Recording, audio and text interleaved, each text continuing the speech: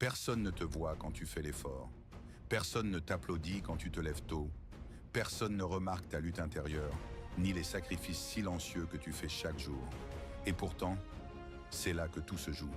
La discipline n'est pas réservée aux forts, ni aux motivés.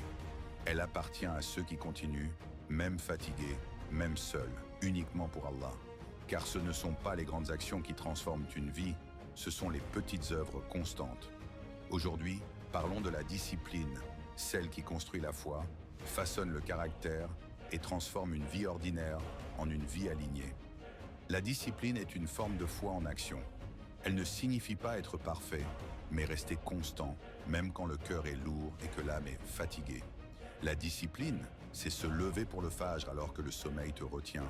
C'est baisser le regard quand personne ne regarde. C'est continuer à faire le bien, même quand personne ne t'applaudit. Ce n'est pas toujours visible, mais Allah le voit. Et ce qui est fait pour Allah ne se perd jamais. La motivation est instable. Elle vient et elle repart. Mais la discipline, elle, s'enracine. C'est cette force intérieure qui te pousse à agir quand l'envie disparaît.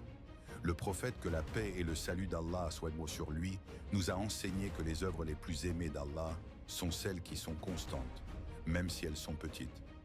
Voilà la vraie puissance, la régularité dans l'obéissance. Beaucoup de gens ont des intentions sincères, des rêves nobles, des invocations répétées. Mais sans discipline, ces invocations restent suspendues. Allah aime l'effort accompagné de confiance en lui. La discipline transforme les intentions en actions et les actions répétées en transformation intérieure. Elle t'apprend à respecter le temps, car chaque instant est une amana, un dépôt dont tu devras rendre compte. Regarde ta vie. Chaque négligence répétée devient une habitude, et chaque habitude façonne ton avenir. La discipline, elle, t'élève. Elle t'aide à organiser tes prières, à maîtriser ta langue, à purifier ton cœur, à structurer tes journées.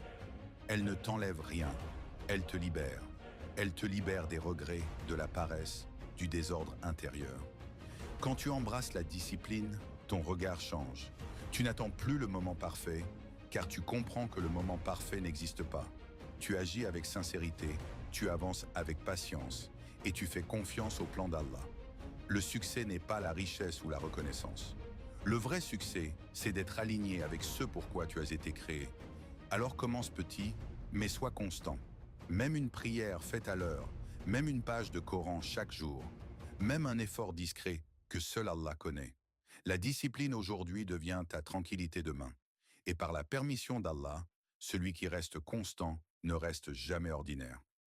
Abonne-toi pour des rappels qui